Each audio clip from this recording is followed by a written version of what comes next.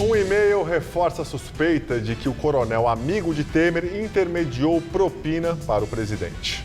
Em depoimento à Polícia Federal, o empreiteiro José Antônio Sobrinho confirmou o caso. Disse que a Engevix repassou R$1 milhão em 2014 a Temer por meio do coronel Lima. Suspeita de Caixa 2, a conta na Suíça da filha do senador José Serra, do PSDB, recebeu 400 mil euros. Renovação à vista. 1/3 dos vereadores de São Paulo pretende assumir outros cargos políticos em 2019. Segurança com aconchego de casa. Essa é a proposta das vilas residenciais, uma tendência que atrai cada vez mais moradores em São Paulo. Você acompanha essas e outras notícias após o intervalo. Até já! Neste domingo tem muita emoção no Mesa Redonda. É fim de primeiro turno. Será que o tricolor paulista se mantém líder do Brasileirão? Confira os detalhes ao vivo do Morumbi. Fique de olho em todos os lances com o Mesa Redonda. Neste domingo, 21h. Oferecimento Lux Color. Tudo que é muito bom é tão bom quanto pintar com Lux Color. Rede Pitstop, a sua rede de peças e serviços no Brasil. Brasforma, soluções para diversos ambientes. Dor de ouvido, incômodo no nariz ou garganta são situações que atrapalham seu dia a dia.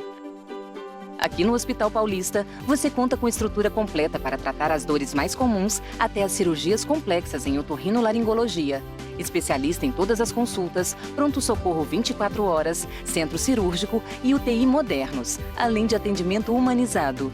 Hospital Paulista, especialista em ouvido, nariz e garganta. Dr. Brasil Neto, diretor técnico médico, CRM/SP 70149.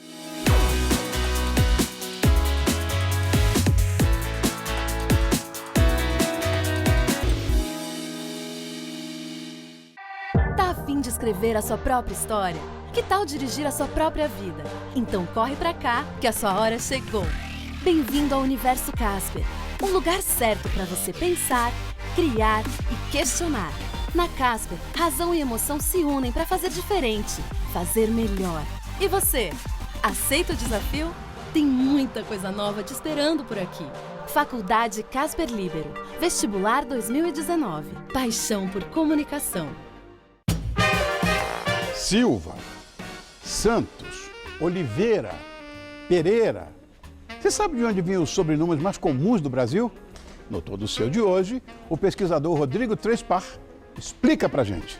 Descubra semelhanças e diferenças entre variados tipos de pães. Nosso musical, aí tem um canto de Juan Alba e a doçura de Ana Deride. Olha que coisa mais linda. Dizem que eu tô louco e falam por meu bem. Todo Seu, hoje, 10h30 da noite. Vem que eu tô te esperando, hein? Vê lá. Será que eles não entendem?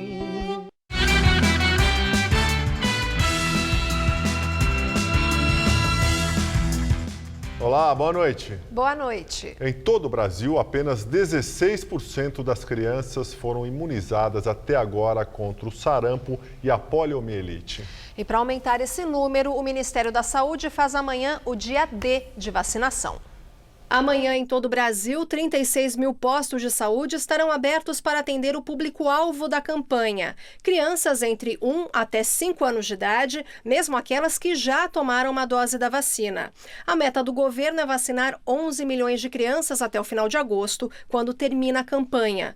No Amazonas, onde há um surto de sarampo, 910 casos já foram confirmados. No total, foram 1.237 casos registrados em todo o Brasil, desde o início de 2018. E reforçamos aqui o pedido para que os pais e responsáveis levem as crianças para vacinar, para evitar a doença nas crianças e também para que a doença não se espalhe pelo Brasil. E começou a valer hoje o controle de acesso ao terminal Parque Dom Pedro, na região central de São Paulo. Apesar do usuário ter que passar o bilhete único em catracas que foram instaladas no local, a entrada não vai ser cobrada. As 19 catracas do terminal que antes eram liberadas, agora só permitem o acesso com a validação do bilhete único. Não paga para entrar e a cota de tempo para a integração continua sendo ativada na catraca do ônibus quando a pessoa paga a passagem. No ano passado, o sistema parecido foi implantado nos terminais Lapa e Cidade Tiradentes. No fim da tarde, havia fila para acessar o terminal Parque Dom Pedro, que recebe quase 80 mil pessoas por dia. A SP Trans diz que o objetivo da medida é dar mais segurança aos passageiros. O modelo tenta evitar a entrada de pessoas que não vão utilizar o serviço de ônibus, como vendedores ambulantes e moradores de rua. Quem não tem bilhete único precisa solicitar a ajuda de um agente do terminal para ter a entrada liberada. 1/3 dos vereadores de São Paulo pretende assumir outros cargos políticos no ano que vem. 18 dos 55 integrantes da Câmara Municipal são candidatos a senador, deputado federal ou deputado estadual. Depois de fechadas as urnas e contabilizados os votos, é bem possível que a Câmara Municipal de São Paulo passe por uma grande renovação. Os cargos dos vereadores não estão em jogo nessas eleições, mas muitos decidiram entrar na disputa por outras posições e podem deixar o mandato pela metade. 1 em cada 3 dos 55 vereadores de São Paulo almeja novos voos. 18 cadastraram candidaturas no Tribunal Superior Eleitoral. 2 vão concorrer a uma vaga no Senado, 1 a suplente de senador e só assume se seu candidato titular ganhar e depois sair. 6 são candidatos a deputados estaduais e 9 querem ser deputados federais. O PSDB tem 4 vereadores candidatos, o PT tem 3, o PSB 2, como o PSOL, que também tem 2. DEM, PV, Podemos, MDB, PROS, PP e PHS tem 1 vereador que vai deixar o cargo se ganhar a eleição. É um reflexo da decisão de parte, praticamente 1/3 dos vereadores de São Paulo, de se candidatarem a deputado estadual, deputado federal, senador, e transformar a Câmara Municipal num trampolim para alavancar a carreira deles no nível estadual, no nível federal. Os vereadores podem disputar eleições no meio do mandato sem ter que se afastar ou renunciar aos cargos. Se perderem, nada muda. Eles continuam com suas cadeiras garantidas aqui na Câmara Municipal. Em caso de vitória, aí sim eles se desligam e quem assume são os suplentes, que foram os candidatos mais votados das coligações feitas em 2016. Nos bastidores da Câmara, a informação é de que os trabalhos estão quase paralisados neste período. Para o cientista político e pesquisador da PUC São Paulo, quem perde é o cidadão. Medidas importantes têm que ser tomadas na área de mobilidade, saúde, educação, etc. Isso tudo fica paralisado em função desse interesse mesquinho do vereador que se candidata a uma nova chance no cenário político. O eleitor é soberano. A decisão dele agora, em 2018, em outubro, muda o cenário político. Se ele dizer, olha, não vou votar nesse sujeito porque ele traiu a minha confiança. A Câmara de Vereadores de Mongaguá, no litoral paulista, cassou o prefeito tucano. Arthur Parada Prócida, do PSDB, está preso. Em maio, durante a Operação Prato Feito, os agentes da Polícia Federal encontraram na casa dele mais de 5 milhões de reais em dinheiro vivo. O montante estava em um guarda-roupa. O político é investigado por suspeita de desviar verbas da União destinadas à educação. O agora prefeito cassado alega que a fortuna tinha origem em sobras de campanha e doação do pai. O vice-prefeito de Mongaguá, Márcio Cabeça, do PSDB, também foi cassado. O presidente da Câmara, o tucano Rodrigo Biagioni, assume o comando da prefeitura. Uma nova eleição deve ser realizada. O juiz federal Marcelo Bretas, do Rio de Janeiro, participou de evento hoje em São Paulo, na Câmara Americana de Comércio. Ele afirmou que as eleições não devem afetar as ações do judiciário. O juiz Marcelo Bretas, responsável pela Lava Jato no Rio de Janeiro, disse que o Brasil está fazendo um bom trabalho de combate à corrupção, inclusive com reconhecimento internacional. Para ele, a corrupção é um dos principais problemas do país e deve ser considerada um crime grave. A impressão que eu tenho é que, se as pessoas sentirem ou tiverem a percepção que a justiça está atuando com firmeza, Vamos pensar 2, 3 vezes antes de praticar crime ou desviar recursos. Bretas também defendeu o fim do foro privilegiado e a prisão após condenação em segunda instância. E sem citar o nome do ex-presidente Lula, ele falou sobre a importância da lei da ficha limpa para o processo eleitoral. O petista registrou a sua candidatura à presidência da República, mesmo tendo sido condenado em segunda instância por corrupção. Posso dizer que a nossa lei, a chamada lei da ficha limpa, ela é uma lei reconhecida internacionalmente, é excelente e, enfim, acho que deve ser obedecida, quem quer que seja o tal candidato. Para o magistrado, a próxima eleição não vai trazer impactos para as decisões do judiciário. Não tem nenhuma relevância. Nós atuamos como temos que atuar, de acordo com como entendemos correto, independente de estar no processo eleitoral, independente de ser contra candidato. O juiz não tem que ajudar nem que atrapalhar o candidato. Somos isentos a essa questão, a essa discussão. Uma conta administrada pela filha do senador José Serra, do PSDB, recebeu 400 mil euros, quase 1.800.000 reais. O dinheiro pode ter vindo de Caixa 2 em campanhas do Tucano. Segundo a reportagem, o dinheiro foi depositado por uma empresa offshore que tem entre seus procuradores um lobista da Alstom, José Amaro Pinto Ramos. Os documentos bancários que ligam Verônica Além de Serra, filha do senador José Serra, foram enviados pelas autoridades suíças à Procuradoria-Geral da República. O primeiro depósito teria sido feito em dezembro de 2006, logo depois de Serra ter vencido as eleições para o governo de São Paulo. 250 mil euros foram para uma conta em Lugano. Em fevereiro, outros 150 mil foram depositados na mesma conta. Na última quarta-feira, a TV Globo revelou que entre os documentos enviados à PGR está uma cópia do passaporte de Verônica. O senador José Serra nega qualquer ilegalidade envolvendo o nome da filha e afirma que jamais recebeu vantagem indevida ao longo da carreira política. A defesa de Verônica Serra diz que só vai falar depois que tiver acesso à documentação. Os advogados de Amaro Ramos não comentaram o caso. Um e-mail do empreiteiro da Engevix para o coronel João Batista Lima Filho reforça a suspeita de que o amigo de Temer recebeu R$1 milhão de propina. O documento foi revelado pela revista Veja. O coronel João Batista Lima é apontado pelos investigadores como o arrecadador de propinas do presidente Temer. No e-mail que a revista Veja teve acesso, José Antunes Sobrinho, da Engevix, e o coronel Lima combinam os detalhes do contrato de fachada para o recebimento de R$1 milhão. A mensagem demonstra que o próprio empreiteiro informa a Argeplan, empresa do coronel, a lista de serviços que ela supostamente teria prestado. O documento, aponta a revista, pode ser usado como prova. De acordo com as investigações, o coronel Lima, que é dono da empresa Argeplan, recebeu R$1 milhão ao subcontratar a Engevix para obras da Eletronuclear, estatal que, segundo investigações da Lava Jato, teria desviado recursos para políticos do MDB. Em depoimento à Polícia Federal, o empreiteiro José Antunes Sobrinho confirmou o caso. Disse que a Engevix repassou R$1 milhão em 2014 a Temer por meio do coronel Lima.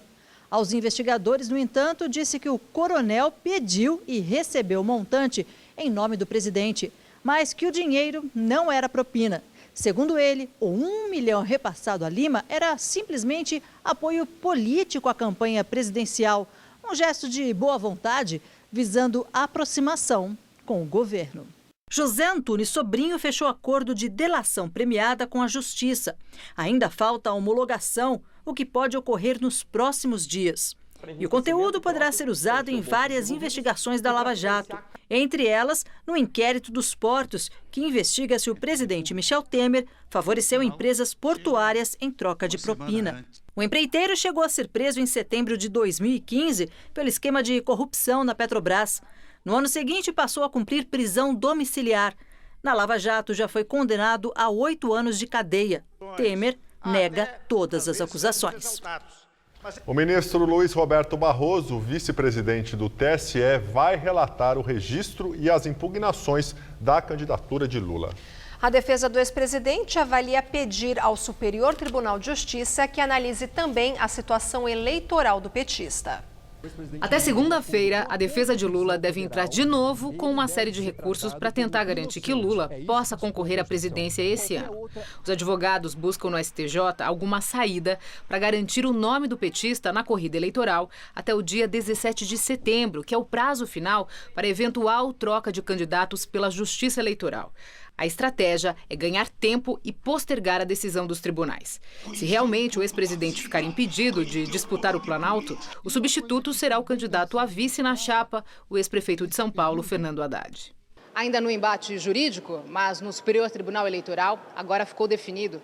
O ministro Luiz Roberto Barroso, vice-presidente do TSE, será o relator dos questionamentos sobre a legalidade da candidatura de Lula.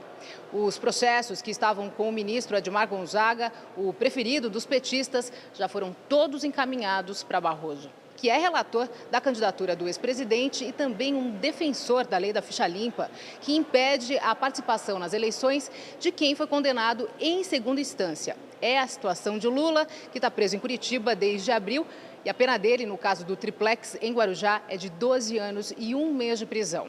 As contestações sobre a candidatura de Lula podem ser apresentadas até a próxima quarta-feira, dia 22. Depois disso, começa a correr o prazo de 7 dias para a defesa se manifestar. E hoje, o Comitê de Direitos Humanos das Nações Unidas em Genebra recomendou que o Brasil não impeça a candidatura de Lula até se esgotar a possibilidade de recursos da condenação do ex-presidente. O órgão ressalta que a decisão não significa que encontrou algum tipo de violação no caso. A defesa de Lula considera que o parecer do comitê é uma decisão que tem de ser cumprida pelo governo brasileiro. Em nota, o Itamaraty disse que essa foi apenas uma recomendação e não tem efeito jurídico. Já para o ministro da Justiça, Torquato Jardim, foi uma decisão sem relevância no que classificou de intromissão indevida. E agora o comentário de Josias de Souza, direto de Brasília. Ao recomendar ao Brasil que assegure ao ficha suja Lula todas as prerrogativas de um presidenciável limpinho, o Comitê de Direitos Humanos da ONU tratou esta terra de palmeiras e sabiás como uma república de bananas. Assim eram chamadas as nações da América Central, comandadas por oligarquias corruptas. Para a ONU, Lula é uma vítima em potencial e o judiciário brasileiro é uma máquina a serviço da perseguição política de uma alma inocente. A defesa de Lula sustenta que a decisão da ONU tem o peso de uma ordem. Isso é lorota.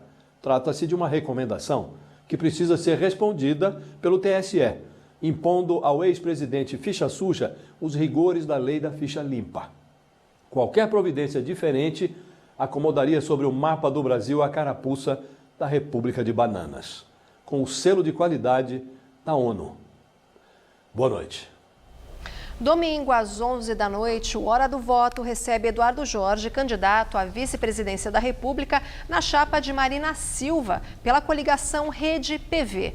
O programa é ancorado por Maria Lídia Flandoli, com participação do comentarista de política do Jornal da Gazeta, Bob Fernandes. Além da violência ao redor do campus, os alunos da USP enfrentam agora um novo problema na cidade universitária. Uma infestação de escorpiões na Faculdade de Economia e Administração, a FEA. O comunicado enviado por e-mail a funcionários e alunos recomenda, por exemplo, que as pessoas evitem sentar no chão por causa do aparecimento de escorpiões nas dependências da Faculdade de Economia, Administração e Contabilidade, inclusive nos corredores. Segundo a FEA, 2 escorpiões do tipo amarelo foram capturados neste mês. Essa é a espécie, entre as que predominam no Brasil, que tem o veneno mais potente. Um outro escorpião do tipo marrom já tinha sido encontrado em maio. A faculdade diz que está providenciando a limpeza dos prédios e do entorno e orienta que, em caso de acidente, a pessoa deve procurar o Instituto Butantan, que tem atendimento 24 horas no Hospital Vital Brasil, para casos de pessoas atacadas por animais peçonhentos. E agora as notícias internacionais. A polícia chilena prendeu hoje 2 homens suspeitos de fazerem ameaças de bombas que alteraram a rota de aviões comerciais no Chile, Peru e na Argentina ontem. No total, 9 voos foram afetados.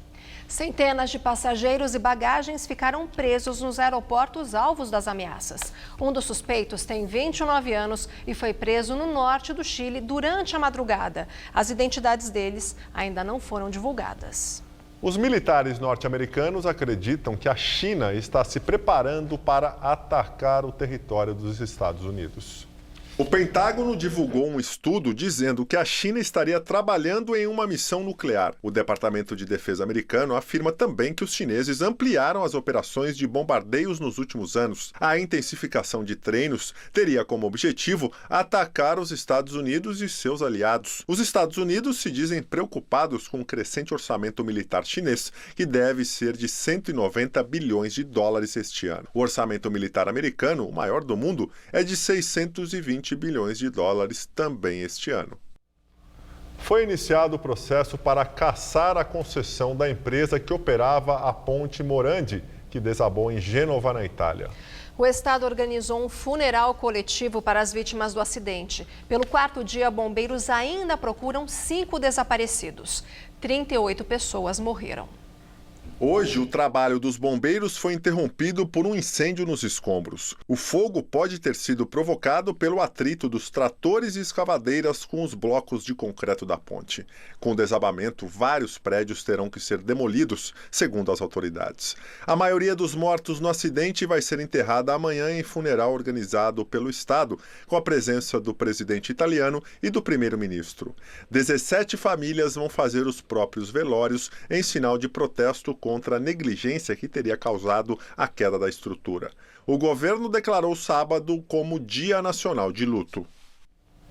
Na Argentina, a Justiça reabriu o processo sobre uma pasta com 800 mil dólares supostamente enviada de Hugo Chávez para a ex-presidente Cristina Kirchner.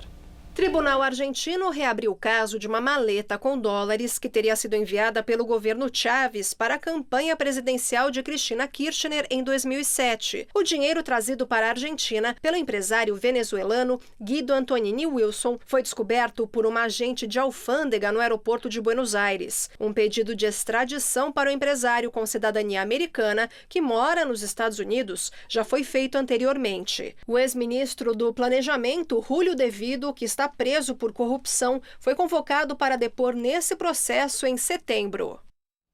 A Turquia rejeitou mais um recurso para libertar o pastor americano Andrew Brunson, que está em prisão domiciliar. Além de recusar a libertação, o tribunal não deu permissão para que o pastor viaje. Ele está preso em regime domiciliar, acusado de terrorismo e de organizar uma tentativa de golpe contra o presidente Recep Erdogan. O caso desencadeou uma crise diplomática entre Turquia e Estados Unidos e provocou a desvalorização da lira turca e efeitos negativos nos mercados internacionais, quando o presidente Trump aumentou impostos sobre os produtos turcos importados. Ontem, Trump ameaçou aplicar mais sanções comerciais à Turquia se Andrew Brunson não for libertado. Depois de subir hoje à tarde pela terceira vez consecutiva, o dólar reduziu a alta e fechou o dia cotado a R$ 3,91. Com a incerteza eleitoral e a tensão no exterior, a moeda americana avançou 0,44% e chegou a bater nos R$ 3,95. Mas no final do dia, com a notícia de que os Estados Unidos e China planejam diálogos comerciais, o mercado se acalmou e o dólar recuou. Quem precisa do dólar turismo para viajar pagou R$ 4,08. Apesar das altas seguidas, a expectativa do mercado é que o dólar feche o ano cotado a R$ 3,70. A informação consta do último boletim Focus, divulgado pelo Banco Central. A partir deste final de semana, São Paulo vai sediar a primeira edição do Festival de Luzes, evento especializado na apresentação de projeções mapeadas e tridimensionais em locais públicos da cidade. Mais informações com a repórter Sabrina Pires. O público tem até setembro para ver pessoalmente as projeções criadas aqui para São Paulo. Nesse fim de semana é aqui pertinho do Parque Ibirapuera, na escultura de Vitor Brecheret. E aí o monumento às bandeiras parece que se mexe, ganha vida a partir das luzes. Funciona assim, atrás do monumento tem um painel de 600 metros quadrados e é feita a projeção do modelo virtual, criado em computador, ajustado ao modelo real. Os organizadores do Festival das Luzes levaram cerca de 8 anos para conseguir realizar esse feito de hoje. E a ideia é mesmo criar, por alguns momentos, um monumento dos novos tempos, onde não só alguns negros e índios trabalham, mas mais gente empurra esse barco. As projeções ocorrem das 7 à meia-noite, sábado e domingo, nesse fim de semana aqui no Ibirapuera, no outro fim de semana na Praça Vitor Tivita e nos dias 1º e 2 de setembro na Avenida Paulista com a Rua Augusta. Sabrina Pires para o Jornal da Gazeta, edição das 10.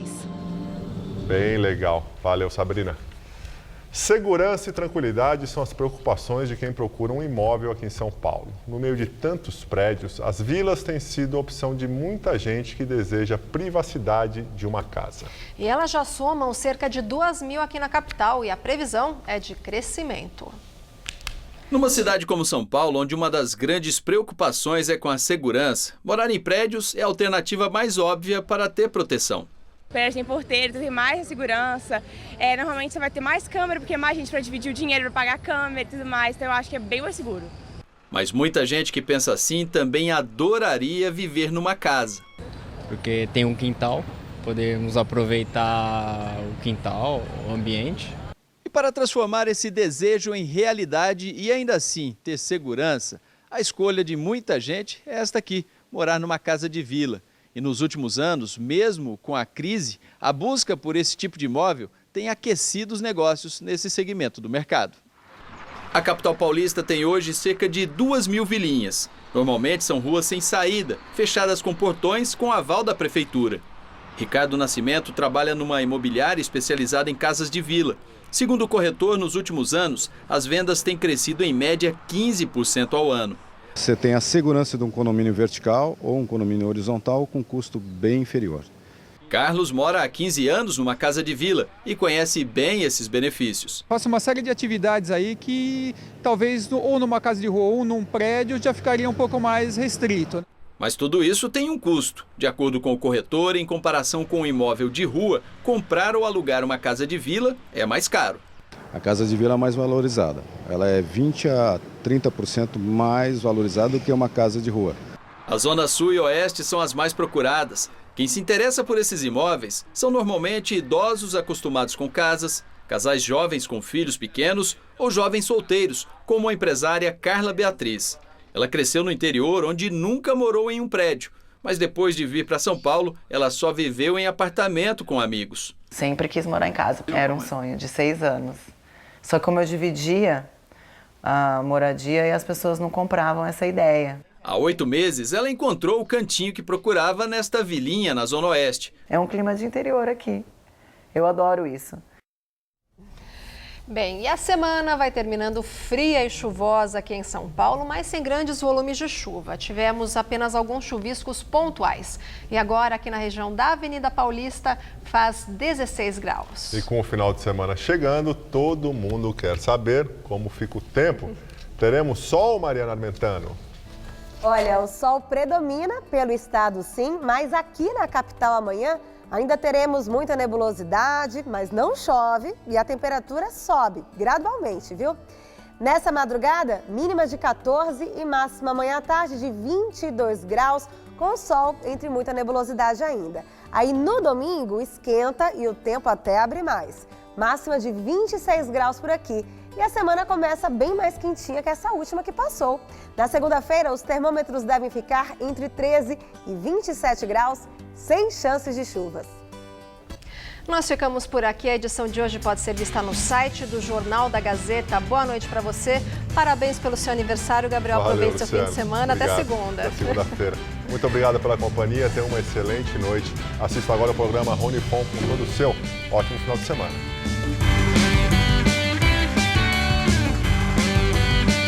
Neste domingo, 11 da noite, em Hora do Voto, acompanhe a entrevista com Eduardo Jorge, candidato à vice-presidência da República pela coligação Rede PV. Assista agora, todo seu.